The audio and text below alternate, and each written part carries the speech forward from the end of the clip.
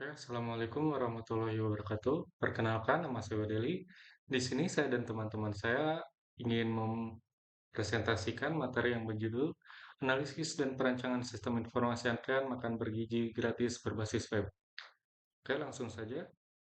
Di materi kali ini kita akan membahas ada latar belakang, aktor sistem, kebutuhan sistem, use case diagram, activity diagram, sequence diagram, class diagram, dan pengujian sistem.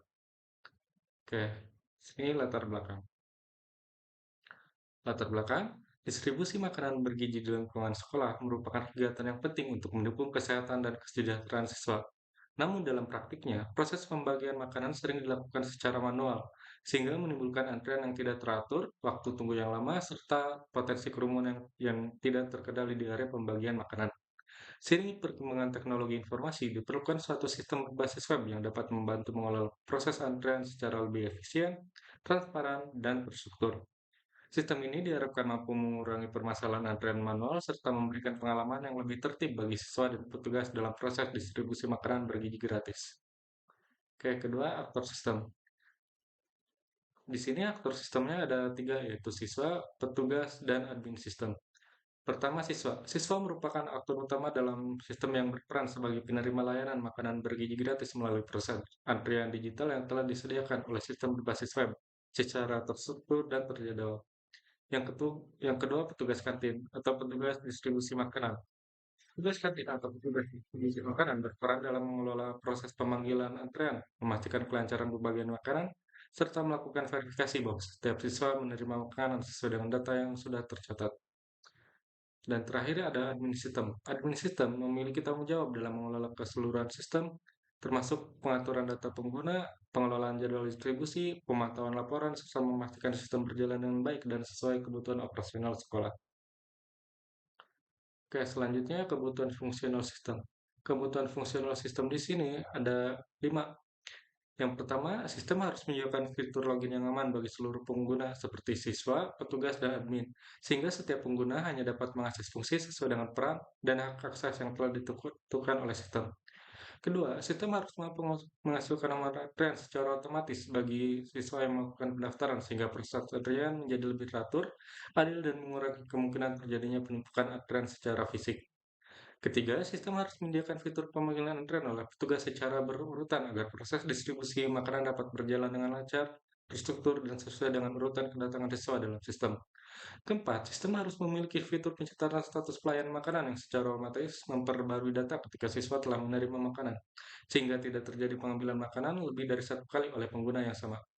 Dan terakhir, sistem harus menyediakan laporan dan monitoring distribusi makanan yang dapat diakses oleh admin untuk mengevaluasi jumlah makanan yang telah dibagikan, sisa stok, serta efektivitas proses antrean secara keseluruhan. Baik, selanjutnya saya akan menjelaskan use case diagram sistem distribusi makanan bergizi gratis atau MBG.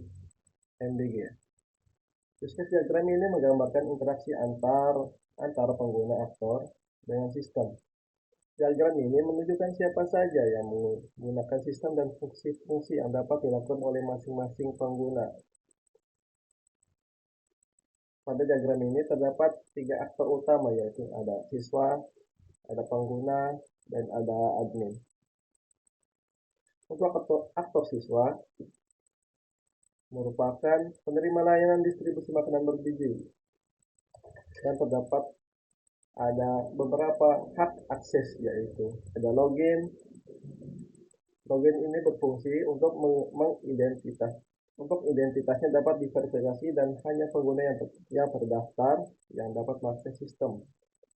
Ada nomor antrian otomatis, dan setelah berhasil login, sistem akan memberikan nomor antrian secara otomatis sehingga proses pengambilan makanan menjadi lebih tertib dan menghindari kerumunan.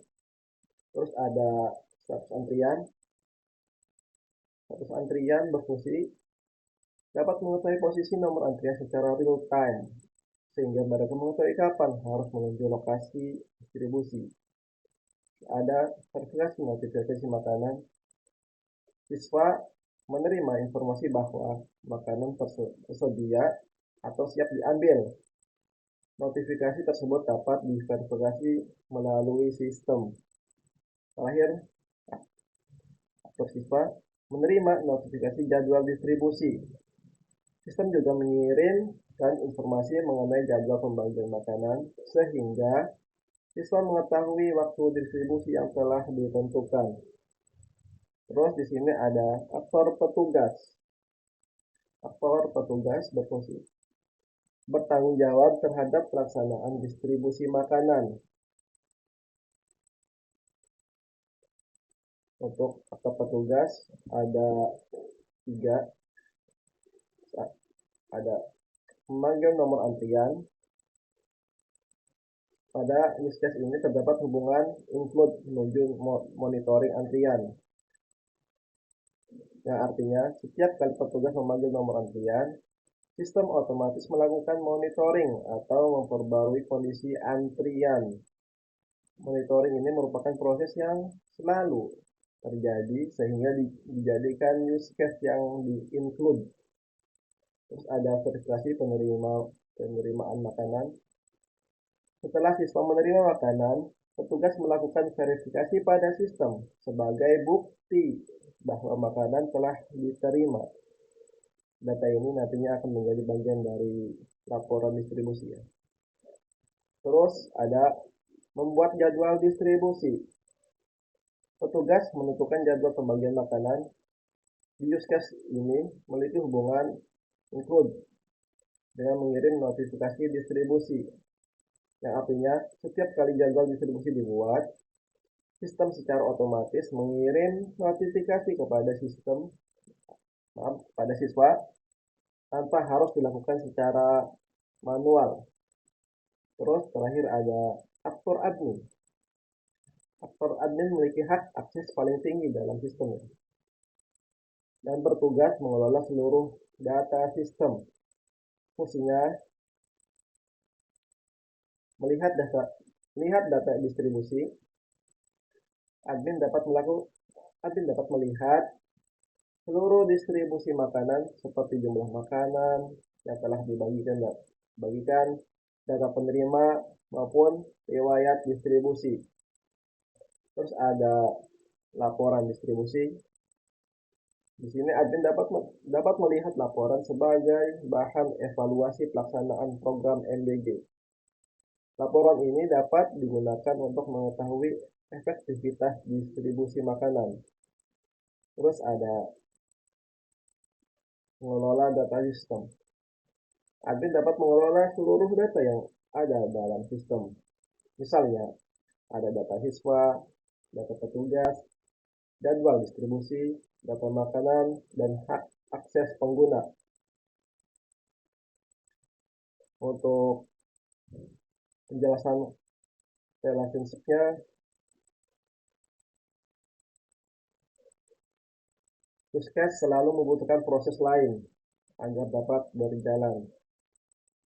Ini ada contohnya, ada memanggil nomor antrian, sama monitoring antrian, ada jadwal distribusi, sama mengirim notifikasi distribusi. Yang artinya ketika petugas membuat jadwal distribusi, sistem secara otomatis mengirimkan pemberitahuan pada seluruh siswa.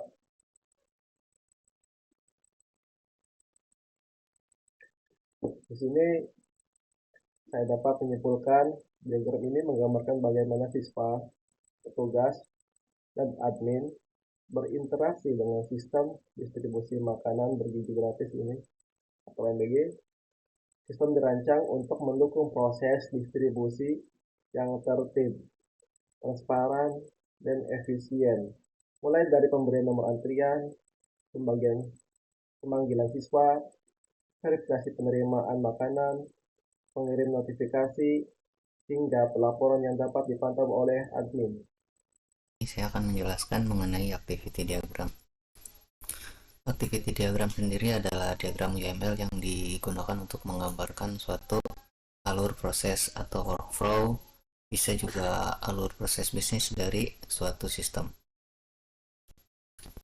Selanjutnya di sini saya akan menjelaskan activity diagram sistem antrian makanan bergizi gratis yang berbasis website.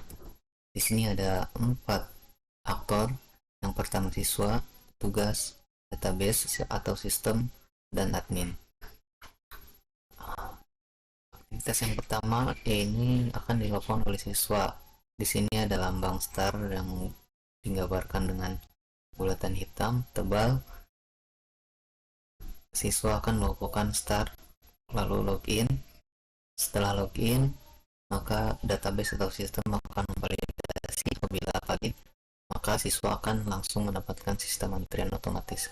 Namun apabila tidak, loginnya tidak valid, maka siswa akan diarahkan kembali untuk login. Nah, setelah mendapatkan nomor antrian otomatis, antrian tersebut akan dikelola oleh admin ya. Di sini setelah dikelola oleh admin, maka proses selanjutnya petugas akan memanggil nomor antrian di sistem. Nah, setelah memanggil nomor antrian di sistem, siswa dapat melihat nomor antrian tersebut statusnya ya di sini. Nah, setelah siswa melihat status antrian, berikutnya petugas akan membuat jadwal distribusi makanan. Nah, di mana jadwal distribusi makanan tersebut akan dilihat laporannya oleh admin. Nah, setelah admin melihat laporan distribusi, maka di website itu sendiri siswa akan menerima notifikasi jadwal distribusi. Nah, setelah jadwal distribusi diterima oleh siswa, lalu admin akan mengelola laporan distribusi tersebut. Nah, setelah laporan distribusinya dikelola, maka makanan bergizi akan dikirimkan. Nah, di sini karena sistemnya berbasis website ya, pengiriman makanan tersebut hanya akan diverifikasi setelah makanannya diterima oleh siswa. Setelah makanan diterima, maka siswa akan menerima verifikasi penerimaan makanan di website tersebut. Nah, setelah itu petugas juga sama akan menerima verifikasi makanan. Nah, di sini setelah petugas memverifikasi, maka proses di sini selesai ya. Di sini ditandai dengan lambang N pada activity diagram tersebut. Oke, selanjutnya perkenalkan nama saya Mutiara. Pada diagram ini saya menjelaskan alur kerja sistem antrian makanan bergizi gratis atau MBG. Prosesnya dimulai ketika siswa melakukan login dengan memasukkan username dan password. Setelah itu, sistem akan memeriksa data tersebut ke database untuk memastikan bahwa akun yang digunakan benar dan terdaftar. Jika data valid, siswa berhasil masuk ke sistem. Setelah berhasil login, siswa dapat mengambil nomor antrian. Sistem kemudian menyimpan data antrian ke database dan secara otomatis membuat nomor antrian baru.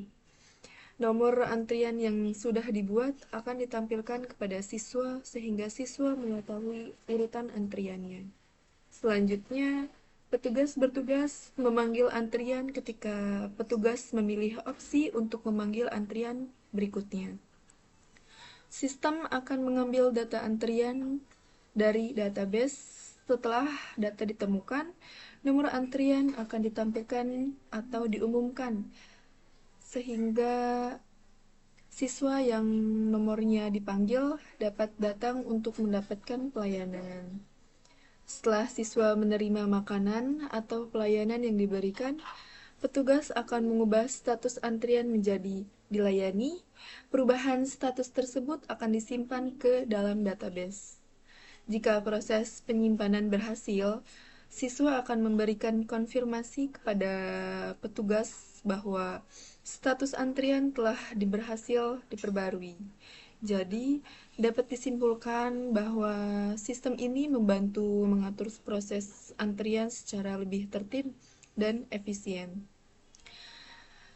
Mulai dari proses login, pengambilan nomor antrian, pemanggilan antrian, hingga pencatatan bahwa siswa sudah dilayani. Baik, pada slide ini saya akan menjelaskan kelas diagram sistem antrian makanan bergizi gratis atau MBG. Kelas diagram merupakan salah satu diagram UML yang digunakan untuk menggambarkan struktur sistem meliputi kelas, atribut, metode, serta hubungan kelas dalam suatu sistem. Selanjutnya, Sebelum menjelaskan hubungan antar kelas, perlu diketahui bahwa setiap kelas pada diagram ini terdapat dari 3 bagian. Bagian yang atas menunjukkan nama kelas, bagian yang tengah menunjukkan atribut atau data yang dimiliki oleh kelas, dan bagian bawah menunjukkan metode atau fungsi yang dapat dilakukan oleh kelas tersebut. Pada diagram ini terdapat 4 kelas utama, yaitu siswa, antrian, petugas, dan distribusi makanan. Kelas siswa ini digunakan untuk menyimpan data siswa yang menerima layanan makanan bergizi. Nah, pada bagian atribut terdapat data seperti ID siswa, nama kelas, username, dan password. Sedangkan pada bagian metode terdapat fungsi login, mengambil nomor antrian, verifikasi makanan, dan melihat jadwal. Selanjutnya, terdapat kelas antrian yang berfungsi mengelola proses antrian siswa. Kelas ini menyimpan data nomor antrian, status antrian, dan waktu pengambilan makanan. Selain itu, terdapat fungsi untuk membuat nomor antrian, memanggil antrian, dan memperbaharui status antrian. Kemudian, terdapat kelas petugas yang berfungsi mengelola jalannya distribusi makanan. Pada kelas ini terdapat data petugas serta fungsi untuk login, memanggil antrian, melakukan verifikasi penerimaan makanan, dan membuat jadwal distribusi. Dan yang terakhir yaitu kelas distribusi makanan yang digunakan untuk mencatat keseluruhan kegiatan distribusi makanan. Kelas ini menyimpan data distribusi serta memiliki fungsi membuat jadwal, mencatat penerimaan makanan, dan membuat laporan distribusi. Selain itu, diagram ini juga menunjukkan hubungan antar kelas yang ditandai dengan garis penghubung serta kardinalitas berupa angka 1, tanda bintang, dan 1 titik-titik bintang. Hubungan antara siswa dan antrian menunjukkan bahwa satu siswa ini dapat memiliki satu atau lebih data antrian. Hubungan antara antrian dan petugas menunjukkan bahwa banyak data antrian dapat dikelola oleh satu petugas. Hubungan antara antrian dan distribusi makanan menunjukkan bahwa data antrian digunakan dalam proses distribusi makanan. Sedangkan hubungan antara petugas dan distribusi makanan menunjukkan bahwa satu petugas dapat menangani satu atau lebih kegiatan distribusi makanan. Jadi, dapat disimpulkan bahwa seluruh kelas pada diagram ini saling terhubung untuk mendukung proses antrian dan distribusi makanan bergizi agar berjalan dengan lebih teratur, efektif, dan efisien. Oke, terakhir di sini kita akan pengujian sistem. Pengujian sistem yang pertama yaitu white box testing. White box testing merupakan metode pengujian yang berfokus pada struktur internal program, logika pemrograman, serta eksekusi kode yang terdapat di dalam sistem. Untuk white box testing di sini ada 3. Yang pertama, unit testing. Unit testing dilakukan dengan menguji setiap fungsi atau modul secara terpisah sebelum diintegrasikan ke dalam sistem secara keseluruhan. Tujuan pengujian ini adalah untuk memastikan bahwa setiap modul mampu bekerja sesuai dengan tugasnya masing-masing tanpa dipengaruhi oleh modul lain. Kedua, ada path testing. Path testing dilakukan dengan memeriksa berbagai kemungkinan jalur logika yang dapat dilalui oleh sistem selama proses eksekusi program. Pengujian ini penting untuk memastikan bahwa setiap kondisi dan percabangan program telah berjalan sesuai dengan yang diharapkan. Dan terakhir ada loop testing. Loop testing digunakan untuk menguji struktur pengulangan yang terdapat dalam program. Pengujian ini bertujuan untuk memastikan bahwa proses pengulangan dapat berjalan dengan benar tanpa menyebabkan kesalahan seperti pengulangan terbatas atau pemrosesan data yang tidak lengkap. Oke, selanjutnya ada black box testing. Black box testing merupakan metode pengujian yang berfokus pada fungsi sistem tanpa memperhatikan struktur pada program yang digunakan. Di sini ada 4. Yang pertama, functional testing. Functional testing bertujuan untuk memverifikasi bahwa seluruh fungsi yang tersedia pada sistem berjalan sesuai dengan kebutuhan yang telah ditetapkan. Pengujian dinyatakan berhasil apabila setiap fitur menghasilkan keluaran yang sesuai dengan tujuan fungsionalnya. Yang kedua ada boundary value analysis. Boundary value analysis merupakan teknik pengujian yang dilakukan dengan menggunakan nilai batas minimum dan maksimum dari suatu masukan. Pengujian ini membantu memastikan bahwa sistem tetap stabil ketika menerima data pada batas tertentu. Ketiga, ada equivalent partitioning. Equivalent partitioning dilakukan dan membagi data masukan ke dalam kelompok data valid dan tidak valid. Setiap kelompok kemudian diuji menggunakan satu atau beberapa contoh data yang mewakili kelompok tersebut. Pengujian ini membantu meningkatkan efisiensi proses pengujian karena tidak semua kombinasi data harus diuji satu persatu. Yang terakhir ada usability testing. Usability testing dilakukan untuk menilai tingkat kemudahan penggunaan sistem oleh pengguna akhir. Pengujian ini penting karena pengguna sistem terdiri dari siswa, petugas, dan admin yang memiliki tingkat kemampuan teknologi yang berbeda-beda. Oke, mungkin itu saja presentasi dari kelompok kami. Kurang lebih mohon maaf. Wassalamualaikum warahmatullahi wabarakatuh.